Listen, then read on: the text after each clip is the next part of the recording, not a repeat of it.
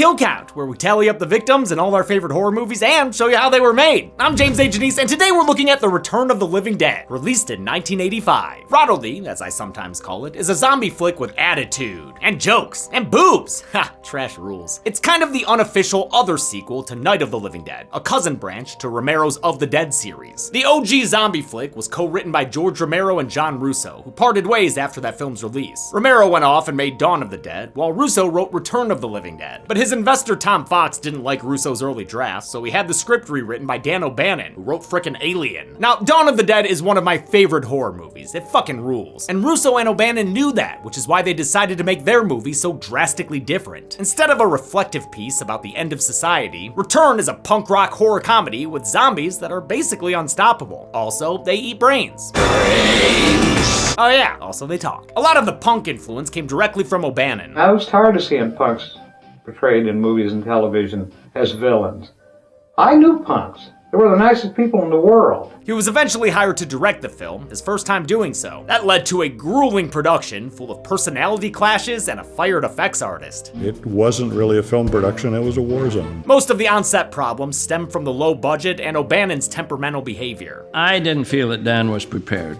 Quite frankly, I thought that he didn't know his ass about making movies. You will see quite the production tale from hell in this kill count. Despite all that, Return of the Living Dead kicks ass. It balances its tone perfectly, with graphic horror and hilarious comedy. It's got such a rebellious feel, like you should be watching it at a midnight drive-in with a bunch of beers. The cast is great, with one unfortunate exception, playing such a weird group of characters. There's the punks, obviously, but also a small business owner and his two employees, and their very pale mortician friend. As a kid, I was always more interested in the punks. And no, not just because of trash. Let's get some light over here. Trash is taking off her clothes again. But now I love the adult characters just as much or more, since they're played by a trio of terrific character actors. The Return of the Living Dead is an excellent cult classic that I worry may be slipping in recognition. I just don't hear people talk about it as much as I do other older properties. But they should. With its soundtrack and aesthetic, it's a fun depiction of 80s counterculture. Also, the movie's got a ton of kills. I mean it. There are a lot, and zombies who are among the genre's most indestructible. Let's see how many living won't return from the dead and get to the kills. The movie begins with an assertion. This shit all really happened for reals. You Need a Medical Supply is a medical warehouse owned by Bert. Even though it's 4th of July weekend, two of his employees are staying late, veteran Frank and brand new youth hire Freddy. Frank teaches Freddy how to sort bastard skellies and how to tuck them in at night. Freddy's jazzed. This place is sick. They've even got split dogs. Oh, we got a lot of orders for split dogs. That's really rad. Yeah. Don't fool around, you're learning. They've also got fresh cadavers that they sell to schools and the Sawyer families. I won't put this guy on the count though. I always go back and forth on if morgue bodies count. These two are just hanging out after hours when Frank starts telling Freddy about the weirdest thing they have in the warehouse. Did you see that movie, Night of the Living Dead? Yeah. That's the one where the corpses start eating the people, right? According to him, it was based on a real incident where dead bodies came back to life after a chemical spill. What chemical? 2,4,5-trioxin it's called. And the Darrow Chemical Company was trying to develop it for the Army. He says Night of the Living Dead had to change some details, but swear to God, kid, it really happened. James Karen eats this scene, no crumbs. And they shipped those bodies here. Karen was a Broadway and television actor who you probably know as the real estate guy in Poltergeist, the son of a bitch who moved the cemetery but left the bodies. He only moved the headstones! He's so good as Frank, a guy who's comfortable at work but who becomes a wimp when shit hits the fan. Karen was one of the first people cast, back when Tobe Hooper was attached to direct. I slept with everybody. I wanted to get the role. I wanted it so badly. Everybody. Then a financing problem delayed production, so Hooper jumped ship and directed Life Force instead. Freddy is played by Tom Matthews, a couple of years before he was Tommy Jarvis in Friday 6. A very different character. I love the bright-eyed himbo energy he brings to Freddy. Matthews actually pierced his ear before he auditioned to help him get the role. I didn't know that you could have done it fake. Hilariously, this zombie outbreak is caused by a middle-aged man wanting to impress his new 20-year-old coworker. Wanna see him? It works, and Freddy follows Mr. Pathmark downstairs in a shot that feels like a direct homage to Night of the Living Dead. But instead of a mama murdering zombie girl, they find a metal barrel with an ugly corpse inside. Better keep that thing in good condition. Not crap. Kick-ass synth music kicks in for the opening credits and a reanimating title card. Frank and Freddy take a noxious nap as the gas spills out and leaks into the ventilation, bringing life to the cadaver hanging out upstairs. Next to the warehouse is an old graveyard, which is where a bunch of punks are gonna hang out for a while. They're Freddy's friends, and they're picking him up to party. While they wait for him to clock out, they get to trespassing and pre-gaming. The cemetery was played by an olive grove in Sylmar, California. To dress it, they rented every tombstone available from Universal and supplemented those with original creations. The whole movie was filmed in Southern California, even though it takes place in Louisville, Kentucky. I mean, were there punkers in Louisville anyway? Come on. You can even see parts of downtown LA's skyline in an earlier scene. Frank and Freddy come to a little later to find the barrel empty and their lungs completely fucked. They are just coughing up a storm, and the place stinks too. Yeah, I better spray some deodorant around here. Yeah, good call, man. Just add a few more chemicals there. Gonna take more than Axe body spray to fix their split dog that's suddenly living again, whining and wagging its half a tail. Even worse, they hear that the cadaver they're storing is alive again too, as are those butterflies. Oh no! Beware the mighty monarch! They realize this is all because of the gas Frank leaked out. Stupid asshole! Watch your tongue, boy, if you like this job! Like this job! Frank is a loyal employee, so instead of calling the cops, he calls the boss. Bert, Frank, we have a little problem.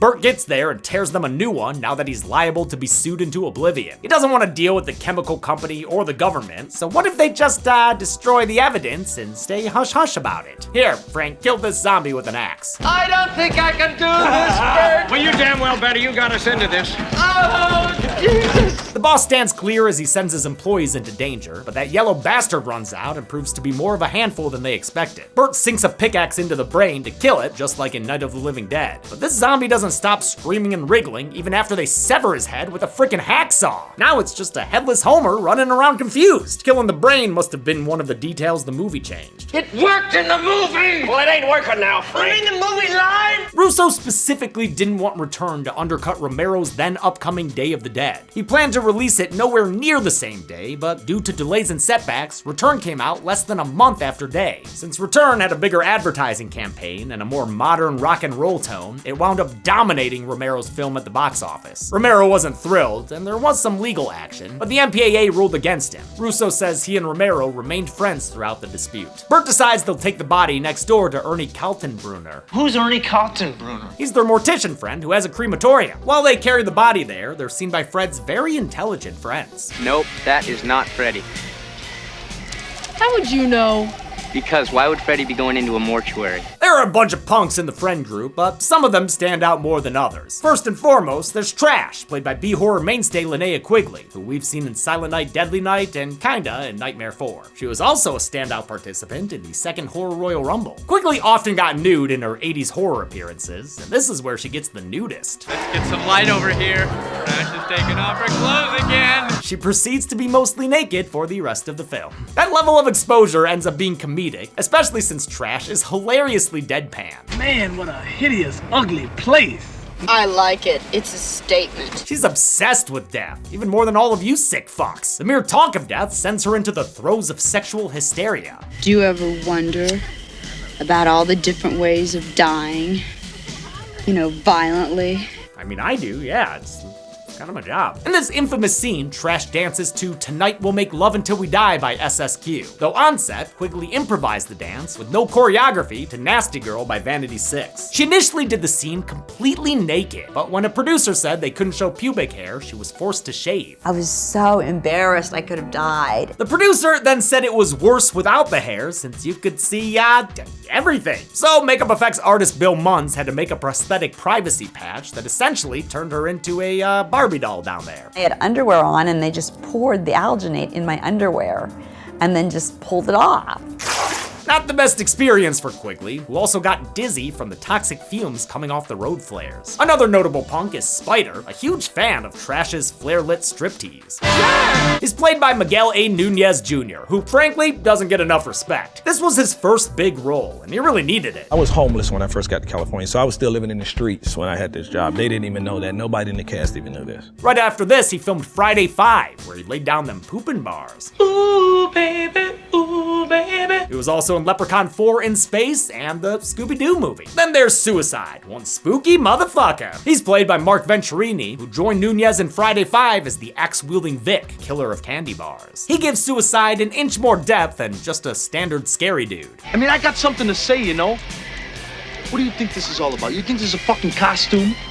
This is a way of life. Everyone said Venturini was a real nice guy on set, so it was extra sad when he died of leukemia shortly after production. The only punk it sucks to have here is Scuzz, because he's played by Brian Peck, who, if you watch that Nickelodeon documentary, you'll be familiar with. He unfortunately did a lot of stuff behind the scenes, but his character's pretty minimal, so I'll mostly ignore his existence. Fuck that scuzzbag. Bert gets to Ernie's and spooks him, so Ernie pulls a gun on Bert. Haven't seen that on Sesame Street, have ya? Bert asks the Peter Lorre looking coroner if he can help them dispose of some, weasels. Yes, rabid weasels. Can they burn them up in your crematorium, please? You just can't burn animals alive. It's just too hideous. At least let me kill them first. Take them out in the parking lot and put them out of their misery. I love how Don Calfa seamlessly jumps into this cast and matches their energy. He's probably best known as the bumbling hitman in Weekend at Bernie's. He learns that those ain't weasels and has some stern words for his old friend. Frankly, Bert, I think you acted precipitously in cutting up the corpse. Yeah, you may be right. I don't know, but I did it. Rounding out the older cast is Clu Gulager as Bert, who we saw as the pissed off dad in Nightmare 2. Before doing horror films, he acted in Western TV shows, where he was a total hunk. Dude lived into his 90s, with his final role in Tarantino's Once Upon a Time in Hollywood. Gulager was the last actor cast, and missed the 2 weeks of rehearsals where everyone else got to know each other and figure out the movie's tone. As such, he didn't always really get what was going on, or what the other actors were doing. He and I didn't always get along together, although we do now. He also clashed a lot with director Dan O'Bannon, which reportedly got physical at one point. Gulager came to love the movie after he saw the finished product, and spoke highly of it for the rest of his life. Am I proud of it? You bet I am. They load the garbage bags full of Simpson parts and split dogs into the incinerator, then burn those bad boys up. I guess I can finally count that cadaver as dead. Ain't no coming back from this. The only problem is, it turns him into ash, which billows out of the smokestack and fills the night sky. The ashes either become or imbue with rain clouds, which then open up and drench everything below them. The toxin-filled water saturates the graveyard full of dead bodies and soaks the punks, who have to hightail it back to their car. It makes their skin burn. Aw, poor trash. Earlier, Freddy's girlfriend Tina left the other punks to check if he was done with his shift. Now she lets herself into the office to get out of the rain and wanders into the basement looking for him. She sees the barrel that started it all, empty of its body. Say, where'd that body go anyway? Oh, there it is. And thus the stereotype of a zombie saying brains was born. Yeah, this movie is where that originated. This goopy motherfucker is Tarman, and he's almost got Tina when the other punks arrive. Suicide takes the lead to save her, but it gets him killed by homicide when Tarman bites into his skull and feasts upon his brains. But Tarman's been barreled away for a while, so he's still hungry. Tarman originally had a different voice that got pitched down in home video releases. His suit was designed by production designer Bill Stout, built by effects artist Bill Munns, and worn by Alan Troutman, a puppeteer and actor. He stood 6'2" but only weighed 150 pounds, giving him a slender frame that they built prosthetics on top of. He wore black leotards, which Munns attached polyurethane bones to. For the top layer of melting flesh, hot melted vinyl was poured onto sheets of aluminum foil, giving it more weight than latex or foam. These sections were then built up onto the bodysuit, drip by drip. Finally, before each take, they'd make him extra slimy with handfuls of what they called super goo. The punks lock Tarman in the basement and flee the warehouse, then run into the graveyard where they see the effects of the rain. Halfway into this movie, the dead are ready to roll. Yeah, cue the rock and the chaos! Zombies emerge aplenty from the muddy earth as the characters split up and flee. Trash, who's Donald Duck in it, gets left behind in a puddle, then is overcome by a swarm of zombies who dine on her in a pileup. Casting director Stanzi Stokes knew Quigley from casting her in Silent Night Deadly Night, so she called her to play Trash after the original actress got pregnant and dropped out. I was glad she got pregnant, man. Everyone on set seemed to like her, whether it was for her acting ability. She didn't give a shit about all of that morality crap. She's an actress, one of the best. Or for, other reasons. Some of my fondest memories was Linnea titties. She had like perfect titties. They were like two pyramids. Damn, Miguel, on Maine? Someone needs to get bonked. Bert and Ernie finish C for cremating, but things ain't looking good for Freddie and Frank. They're getting sicker by the minute thanks to breathing all that toxin, so they call for paramedics who don't like what they see. They're not getting any signs of life. No pulse, no blood pressure, no heartbeat. Technically, you're not alive. Wait, are you saying I should add them to the count? Look, obviously I didn't mean you were really dead.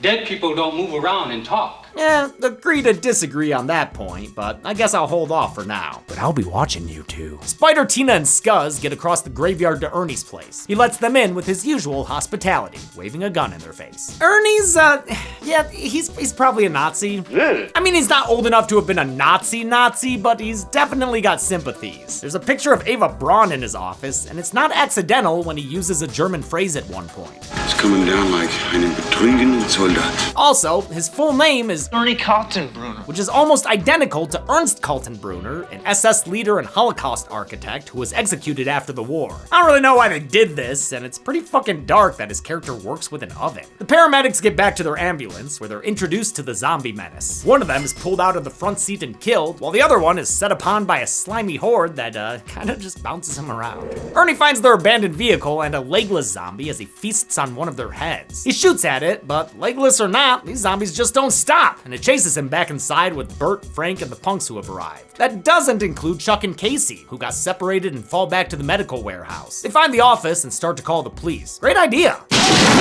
Never mind, abort, abort! They start barricading their location, a zombie movie staple. It's so popular, the other characters are doing it over at Ernie's. It's a fun little sequence set to a surf rock song by the Cramps. The movie's soundtrack is awesome, full of punk and surf rock songs by a bunch of legit artists from the scene. It lends a lot of credibility to the movie's punk aesthetics, but it came about because of producers and music supervisors, not director O'Bannon. I didn't give a rat's ass about some fucking record album. I was making a movie. Outside, we learn that the zombies are verbal enough to order DoorDash. Come in dispatch. Send more paramedics. Inside, the punks force Bert to explain why Freddy is looking paler than Ernie there. His joints are even stiffening up due to rigor mortis. Man, for such a funny movie, it is miserable to watch Freddy and Frank succumb to their inevitable deaths. They're both such scared little babies. The movie's special effects were originally handled by Bill Munns, who created Tarman and used a real skeleton for the one that popped out of the grave, animating its head and jaw with cables run through its spinal column. But his efforts left O'Bannon and production designer Stout disappointed. To this day, I cringe every time I see that first corpse pop up out of the ground. They also hated Munns' background zombies. With the zombies that Munns produced, he just didn't put enough thought into them. His work on the Yellow Cadaver was the last straw. The yellow zombie was pretty much a disaster right from the start. Munns was fired 3 weeks into their 6-week shoot and replaced by Kenny Myers, who redid or updated many effects, like adding more articulation to the Tarman mask. Most of Myers' work was used for close-ups filmed during post-production. He handled the headless Yellow Cadaver, replacing the very sad version Munns made. To think that the guy thought it could pass on film, it blew both our minds. They did have to use Munns' original head for the scene where it gets stabbed with the axe. To be fair to Munns, O'Bannon kept changing what he wanted and was constantly yelling on set. Like, they originally planned to use masks for the zombies, but they look shitty, so they had to switch to makeup effects, which takes a lot longer to do. Dan did not get what he wanted because of a budget constraint. I have no doubt in his mind he somehow imagined that it's my fault that I can't work this miracle. This was a recurring complaint. For instance, O'Bannon originally wanted real punks hired for the cast, but they wound up going with non-punk actors who then had to be properly styled. I had no background whatsoever in doing the particular punk's hairstyling. Munns' failures are probably a combination of skill and not having enough money or time to do the job. Yeah, I was fired. Yeah, it's not my best work. Yeah, I've had a lot of criticism on it. Even his replacement Kenny Myers admits that he was given an impossible task. For years, I used to slam Bill Munns over this, and in reality, that isn't fair. The second pair of paramedics arrive and swiftly fall to the trap laid by these hungry running zombies. What a tackle. They start breaking through the boards to get inside, and one of them grabs Scuzz. He's bitten in the head and spews blood from his scuzzy skull, killing him pretty instantly. Lucky us. The others pull the upper half of the bitey corpse inside. Ernie wants to tie her down and examine her. Yeah, he would. To create the half corpse, Kenny Myers hired then 20-year-old Tony Gardner, who of course would go on to do Chucky effects from Seed all the way to today. First, Gardner created the split dog in 6 days using a cable system and fishing lines. He wasn't totally pleased with the effect, but he was happy with the butterflies, which were done with a simple fan. It cost $0.50, and it was just wonderful. For the bisected zombie, Gardner created a rod puppet that took 5 people to operate. It was this effect that impressed the senior crew members and O'Bannon. Out of all the interviews I watched, it seems like Gardner maybe had the best time on set. By speaking with the zombie, the humans learn that they have a reason for wanting to eat brains. It gives them endorphins that makes the pain go away. The pain of being dead. I can feel myself rot. Oh man, must suck to come back from the dead then. Unless you're Trash, who reanimates looking fine and rocking that undead look. This homeless guy is all like, would, but Trash wouldn't, so she bites him in the head and kills him. The zombies by the graveyard are getting meals on wheels since a couple of cops arrive to see what's going on. Looks like an oozing head, yes. They're overwhelmed by the undead who take them to the ground and treat them like an appetizer. Send more cops. Against Tina's wishes, the screaming sickies are carried into the chapel for quarantine. She decides to stay with Freddy even as they lock the doors, and is holding him as he apparently passes away. At least it seems like he does, so I'll count him now. After all, when he starts talking again, he's sounding a little different. Live. He's a zombie now, which means he's eligible for a zombie beating. Take it away, boys. They splash him in the face with acid and carry Tina back to the embalming room. Bert and Spider make a break for the police car using their asymmetrical multiplayer game weapons. It works, but the car is lousy with zombies, so they have to drive away. They left us! They left us! But that's not what Ernie's gonna do. He helps Tina climb into the attic and follows her inside as a blind Freddy zombie bursts in hungry for brains. I guess it's supposed to be ironic that Ernie winds up hiding in the attic. It's a terrifying situation for Tina, with zombie Freddy taunting her from below. You've got to let me eat your What you doing with that gun, Ernie? Tina's actress Beverly Randolph had quite the effect on Tom Matthews. She was just,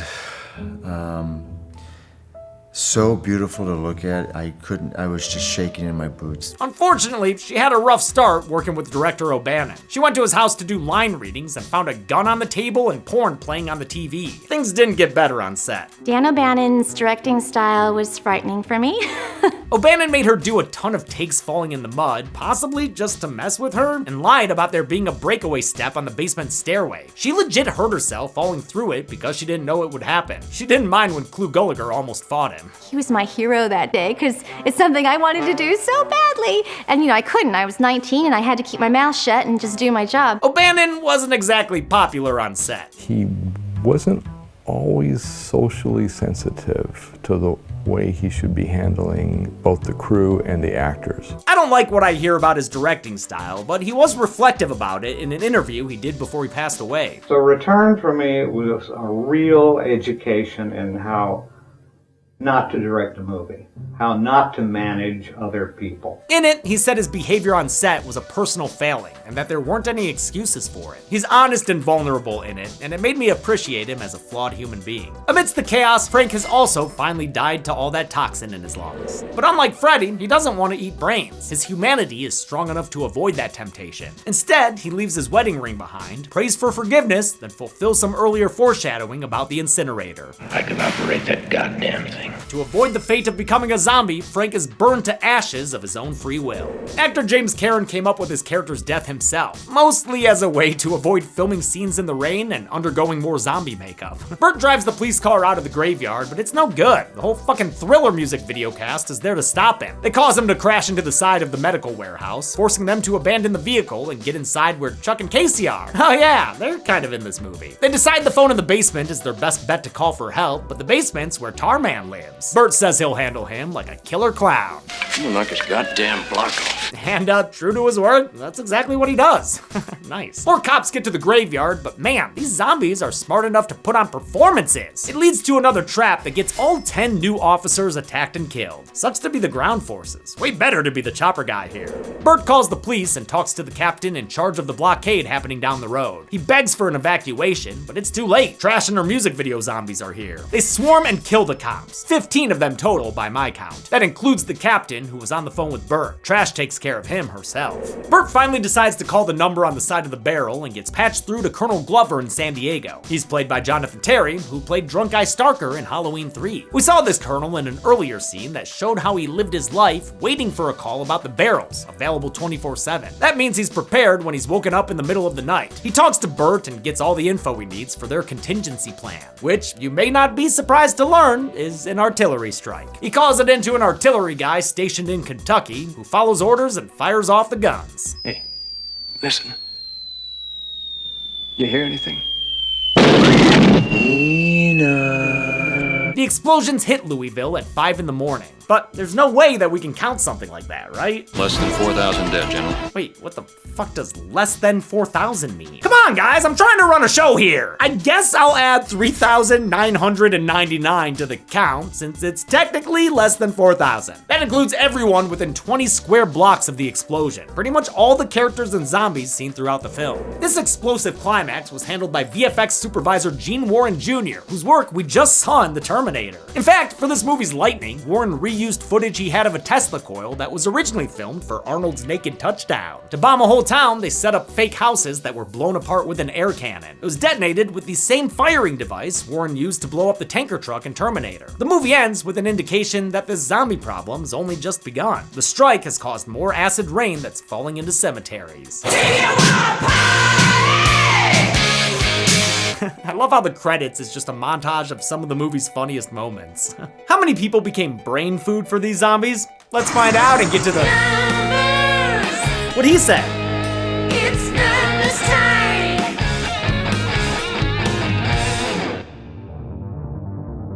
Doing what we can with this, we counted 4,038 kills in The Return of the Living Dead. That included 40 male humans, 3 female humans, 79 male zombies, 29 female zombies, 34 unknown zombies, and I don't know, man, however many else died in that artillery strike.